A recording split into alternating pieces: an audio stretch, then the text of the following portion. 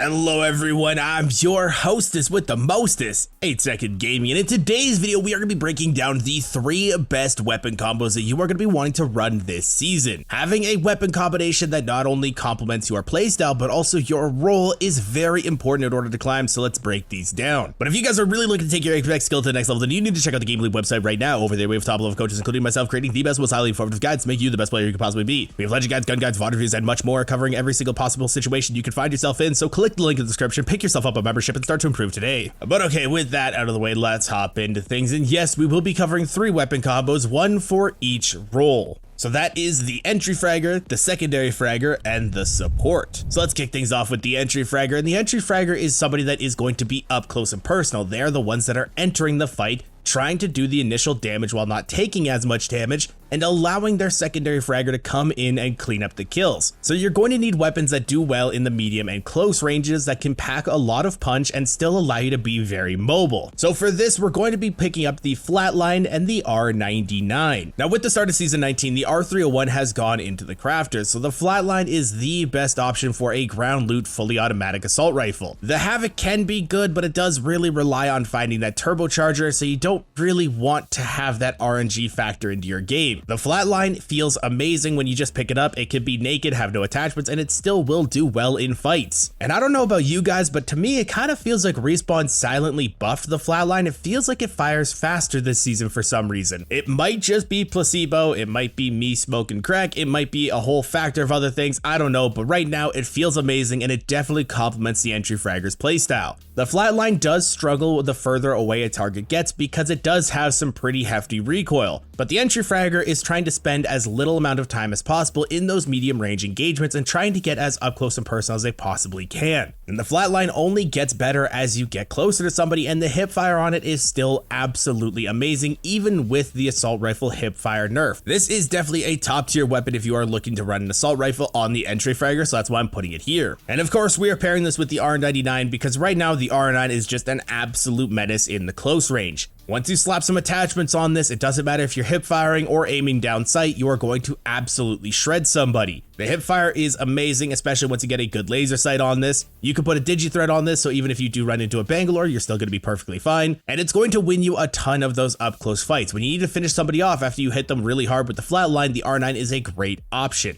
Now, yes, you can swap this out for a car depending on which one you find first, but honestly, I do highly recommend picking up the R9 if you do find it later on if you happen to be running a car. But I do not recommend picking up a Volt or an Alternator because the Alternator is not an up close and personal weapon, even though it does fit into the SMG category, and the Volt also just doesn't really do the job in the up close range. It's more of a stable SMG to play more in the medium ranges, while it can be good in close range as well. It doesn't have the DPS that the R99 has. It doesn't shred as fast. So definitely run the R9 if you have that option. But that is going to be your base loadout. And this is the first time that I'm actually ever going to be recommending this on one of these videos. But as an entry fragger, whenever you find a care package that has a wingman in it, you are definitely going to want to drop your Flatline for that gun. The wingman this season is broken. And on an entry fragger, the wingman is such a good weapon because it covers the medium range once you're trying to poke to get some initial damage to push off of. And once you get into those close range fights, it still is fantastic, and it has the pistol strafe speed, so you are going to be very hard to hit. And it does a ton of damage, so seriously guys, pick up the wingman whenever you find it as an entry fragger. But that's our entry fragger done, so let's move into the secondary fragger role, and this one is going to be kind of similar because the first weapon is going to be the R99. The secondary fragger is still going to be pushing into fights, they're still going to be in those up close and personal situations, and right now the R99 is definitely king of the SMGs, and it's hard to not want to run one. But the second weapon that I'm going to be recommending is the Nemesis or the Hemlock, depending on which one you like or which one you find. They're pretty interchangeable right now. Both the Nemesis and the Hemlock are burst weapons, yes, but they have still incredible amounts of damage that they can pump out.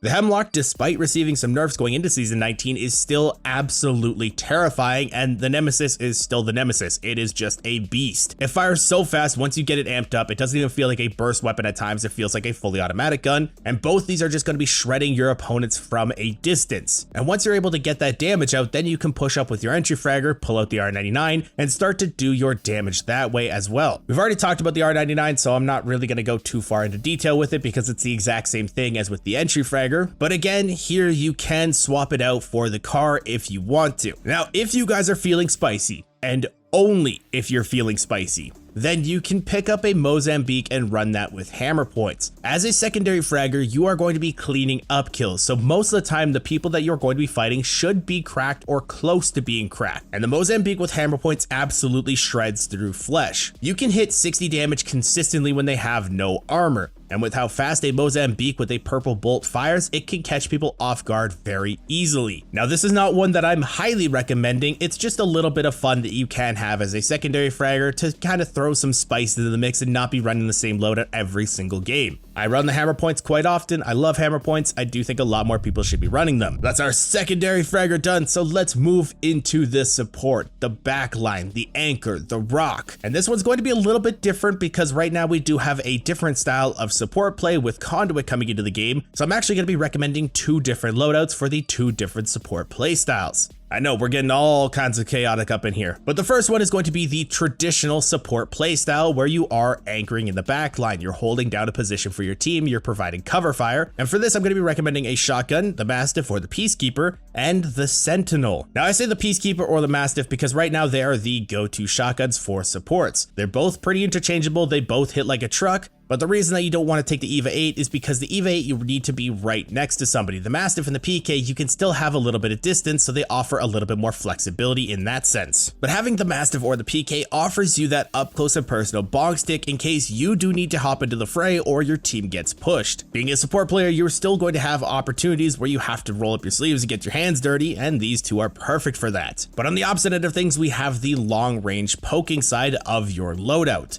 This is going to be a weapon that can open up opportunities for your team to push. It can level up Evo armor, it can take away meds, it can hold your spot from teams trying to push you. Sometimes you need to have the pole to kind of push people away, and the Sentinel is perfect for that, especially with the buff it received in Season 19. The Sentinel before was a pretty strong weapon. It was a good sniper rifle, and when it was charged up, it was actually terrifying. But now they buffed the Sentinel to have increased projectile size when charged up, so it's a lot easier to hit those shots. And when you hit those shots, they be hitting. You can hit somebody in the head for like 150 damage, depending on what level of helmet they have, but yeah, it's around there somewhere. That is absolutely devastating. That can down somebody in one hit if they still have white armor for some reason. But both these weapons fit so well for supports because they offer everything that you need in that role. Now, it can be a little bit weird for some people to have 2 single fire weapons because in like weird medium range engagements, you're going to be a little bit awkward. But trust me, once you kind of get the feeling of it, once you get better at it, you're going to understand how to play around that situation and you're going to be perfectly fine. And if you keep running into those issues, you can throw like a 2 to 4 onto the Sentinel and have that for medium range and still be fine in the long range. So you can adapt it to fit your own personal needs. But that's the traditional support. So we're going to move into the more aggressive support. And honestly, the aggressive support is the exact same as the entry fragger. Conduit is kind of shaking up the support meta with how aggressive you can be. So running something like a flatline in an R99 is perfectly acceptable on her. You can also do the exact same as a secondary fragger and run the Nemesis or the Hemlock and an R99, but I do recommend having an R99 no matter what on her because it's just very strong, and having your pick of the litter with assault rifles can be very strong as well. She can play in multiple different ranges, she can do multiple different things, and it's going to open up a lot of opportunities for your team to have a little bit more of an aggressive loadout like this. And I've actually been playing a lot of Conduit since the season came out because she fits my playstyle really well. I am an aggressive support player, so if you guys want to see some Conduit loadouts in action, come check out my Twitch stream over on twitch.tv/8secondgaming.